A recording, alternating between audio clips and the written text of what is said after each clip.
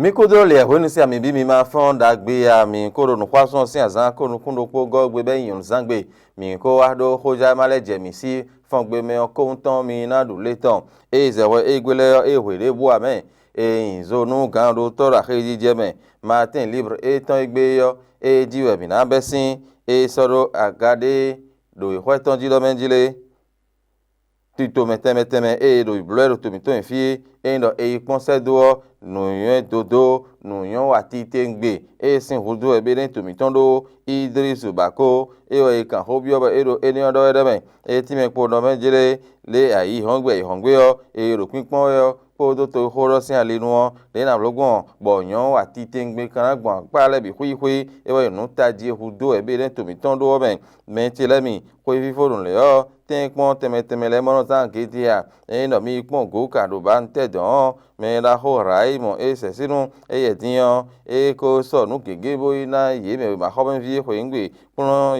e ho ngbe ten ho fo nton le do don matin libre e se bo so do ho ton di minat no le ji da ho de maja do para ko si to ho me don bo nu gege je ken bo gble ya ji ne jagudo di me yin o to pon la gan po to pon la bi hui po ye ko ze ho me ba lot go si huwa no ma ho me do ko to madina aton yo ye ko ide afo mon ko to mo hoja ma e si se to romia de wara yi no kwason sin azan ko nu ko ne go gbe o kan e to gan sinpo e na je mera ho si ba me bi ko to me ti le mi azan ha je po ne romia de wara ifiri din a iton ko re subi opodo kun bokoro azan e ni kon se do e nu ki ko ye aya jije ye ho me hun ye lebi hui ko pe to mera ho se me fine din ma ten libre e so do e kwetonji to hwe siku to hwe da ho igbadu klavi ade din bo me bi se ne me ti le mi hon e na si ho pon ho ji ho wa do sin azon hun ji zo po defo po fo nu do fine o e ko in kana lo nko do ma me tele ku de do o fi to vito se le de fine din bi egbe ni fe apo mbonu e na idu nu mo nko to sin le sin de ho je me bi hui ko de lo me ti le mi po ma se don e ma gbero menjire nu wa teme e yin egungun po ne po tan bero gbe tan mo ro ji klon eyo e ma gbegbe da tan wa po ma se eblo enion tiyan classwe yo e de ti me po ndo menjire me le da fo enion le a horo fene bo me ona yin susu to ma tin libre se ho ne le bi lo bo sodo e ho ton jin le matinal e fon zande su ti tengbe bo bi o ha mi ton le me e ti me po ndo menjire dun gbo to horo gbe ta bloc républicain tito me e na si hoblo do ayoji bo me na du strata gai me na du gleito hodede gai do fene bloc républicain gbe wa e si hui se do gbe viton le e ko yin e ne yo me bo matinal we sodo e kweton jin mi na tun do menjele se ti a o sin ko nu tin do bele tu mi to infio aliano kege e we so lobo ina s gds a zo hwe da ho ne no pe nu kunto zun ko za ho ko ro to mi to infio aliano hudo teme e do le yo e so lobo ai be gege ton so joni men se dia o sin to plegweta gonu ene be timi ton fi e wa de afo ene on no edo mede yo do romia do olivier boko we bodo benjire o gan ho jende do abi ko ze we e mo ero de gbon de to e won a che pipa ho do han me on e ko wa iko to men bo no edo mede tin yo bi hui ko yo ho hui bo ma si ton se do nu kontan le matinal e wa do ene do benjire e mede ru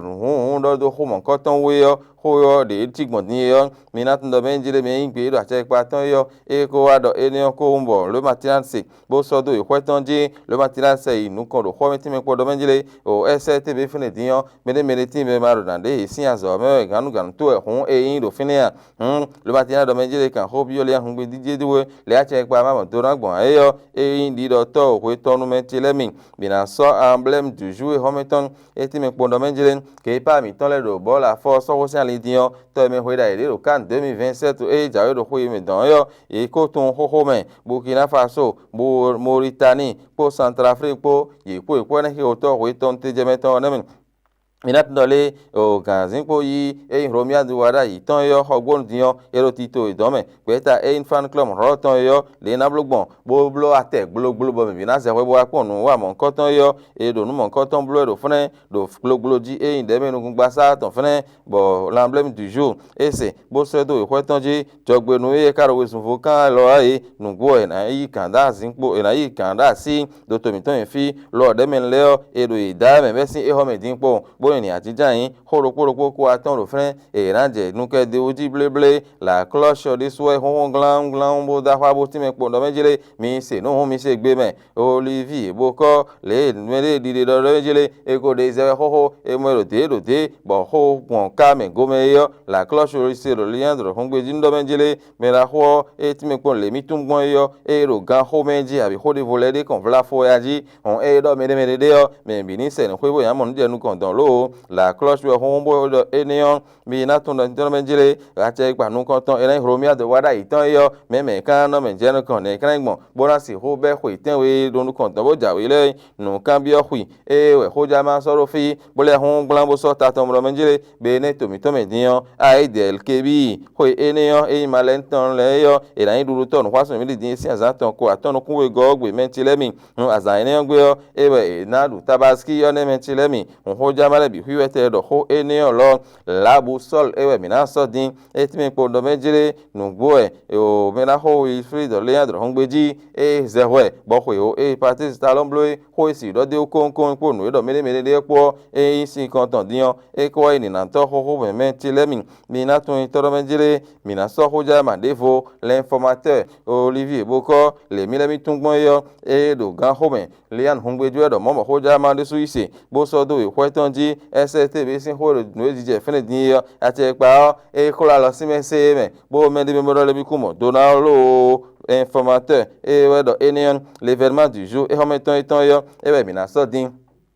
eti me po do mejele nugbo le ti to me gege tin boro yiwe lo de ben gungwa safene o ho medin ho gege ra te ji be ro na ke diwe be sin egbe minat ndo le ulufile hungbeji ho do o ho we mede de do to ho do sin alenu me ro gan ho le na ze hoya e na ojo ho nu yebe na ze hoya ji yo o Leandro ulufile hungbeji eti me po do mejele nu he e na imo fe menji mi do nu kunbo pon bodo nu kon se do e chobono agandele na ho e si ho mon fait l'événement du jour de ici nous temps bo sodo o hweton di e homen mina so fraternité homen ton e sodo o hweton di do menjile azan klen kenedien ko din boto gan si ja Patrice Talon e radio ganzin ko do ne Wilfried Leandro hongbeji ho ra si ton teme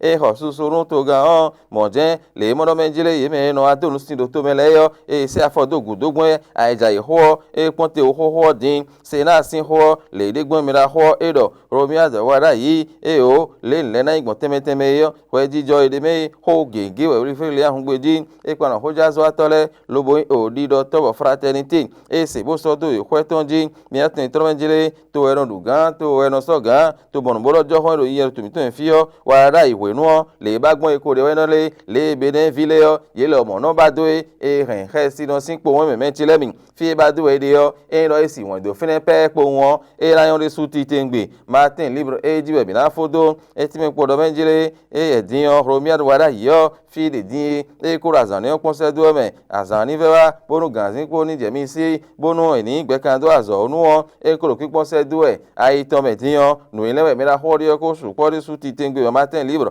e se do e kweton jin nu ile we to vi le para ko yo e won ya lo vi so do nu ne bo ira do wa do ji din to pola ko ze we me boko idalo ye do yan ho me do ko ton e yin madina a ton iro fine do ti da ho le manja ro para ko fune ya bo hen nu gege do nu sin le suti tengbe won e ko ton boko hen so ye dero fine raimi e se sinu le so e hen so fi e ko ngbe tenpon ko fon ton le bo so nu gege bo ina ye do ku ka ba ntesin ha me don me tire mi minat no toro menjire po ma se diyan egbe me bo yan po do don do menjire egungun e sin gbe me no de ka bo no do ji kle bo ji no gbe jija yo e ma ka so mo nu mo nko ton de o glaswe do menjire me de bloto lo e mi de sin apa ko yo ahoje mi ra su be ko na ho de bu o me Martin libre e we do ho enele bi hui do fi minat no toro menjire be ne to mi ton nu yan wa dagbe dodo e baba e de po me do to ho ro sin alinu po file po nu yan wa me ton yo e so lo do wa zora do to mi ton fi nu ko ni tin